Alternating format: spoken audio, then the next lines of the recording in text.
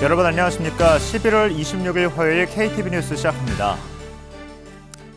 한덕수 국무총리가 김건희 여사 특검 법안에 대해 위헌성이 다분한 만큼 제2요구권을 행사하지 않을 수 없다고 밝혔습니다.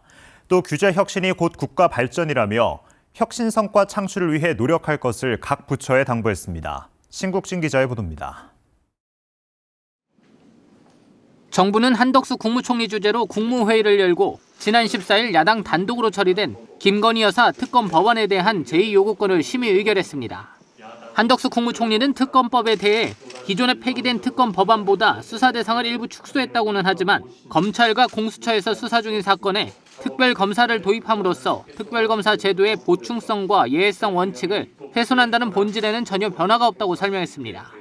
그러면서 위헌성이 다분해 두 차례나 국회에서 폐기된 특검 법안을 야당이 또다시 강행 처리하려는 이유가 무엇인지 묻지 않을 수 없다고 강조했습니다.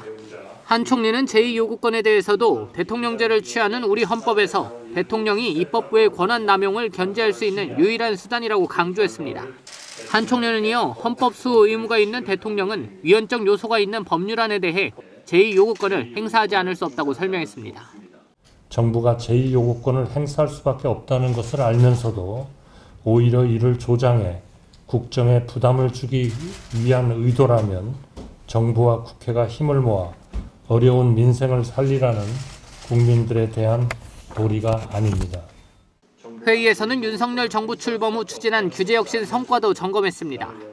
한 총리는 윤석열 정부는 그동안 규제 혁신이 곧 국가 발전이란 확고한 인식하에 규제 혁신을 최우선 국정과제로 삼고 성과 창출에 총력을 기울여왔다고 강조했습니다. 규제 혁신 전략회의 등을 중심으로 총 2,900여 건의 규제 개선을 완료했고 약 148조 원의 투자 창출 등 경제적 효과가 발생했다고 평가했습니다. 한 총리는 정부의 이런 노력은 국제사회에서도 긍정적으로 평가하고 있다며 규제 혁파 사례를 끊임없이 창출해 나가야 한다고 강조했습니다.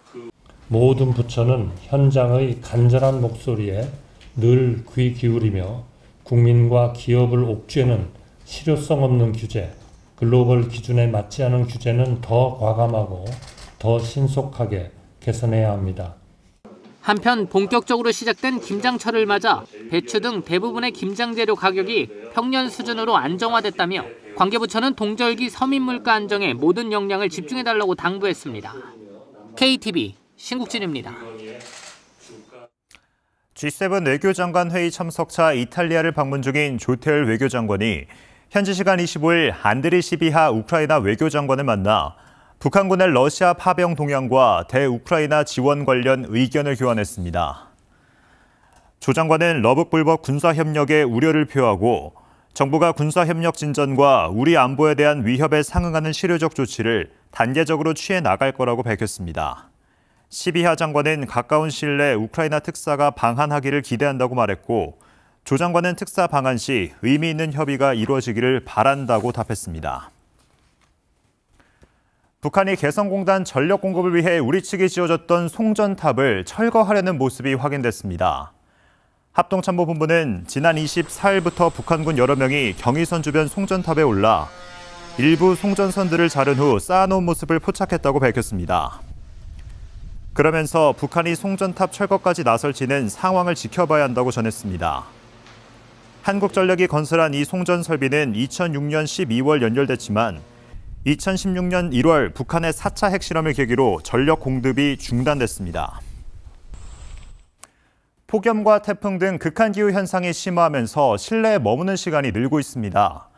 이에 정부가 실내 공기질 관리 방안을 마련했는데요. 어린이집과 요양시설 등 일상 공간에 대한 맞춤형 관리를 강화합니다. 박지성 기자의 보도입니다. 정부가 향후 5년간 계획이 담긴 실내 공기질 관리 방안을 마련했습니다. 최근 극한기후로 폭염과 폭우가 빈번해지고 실내에 머무는 시간이 늘어난 것을 고려한 방안들이 담겼습니다. 이에 따라 내년부터 지하철역과 공항 여객터미널, 영화관, 학원 등 다중이용시설의 경우 실내 초미세먼지 농도 기준이 강화될 전망입니다. 어린이집과 노인 요양시설 등 공기질에 취약한 계층이 이용하는 시설에선 실내 공기질 진단과 개선 사업을 확대하기로 했습니다.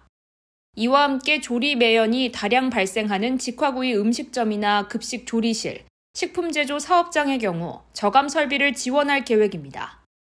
조리 공간 등 시설별 특성을 고려하여 미세먼지 저감 장치 설치를 지원하는 등 공간별, 오염, 원별, 맞춤형 밀착 관리를 실시하겠습니다. 현재 대기 중 미세먼지 예보 등급이 발효되는 것처럼 실내 공기질 쾌적 정도를 쉽게 판단하고 관리할 수 있는 통합 지표 개발에도 나섭니다.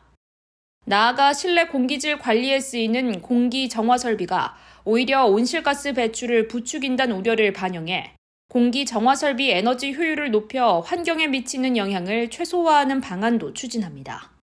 이 밖에도 이날 사회관계 장관회의에서는 해외 초중등학교에 개설된 한국어 강좌를 활성화하는 방안과 해양 환경보호 의식을 높이기 위한 해양교육 강화 방안 등이 함께 논의됐습니다. KTV 박지선입니다. KTV 뉴스를 마칩니다. 저희는 내일도 국정 소식을 한 걸음 더 빠르게 전해드리겠습니다. 함께해 주신 여러분 고맙습니다.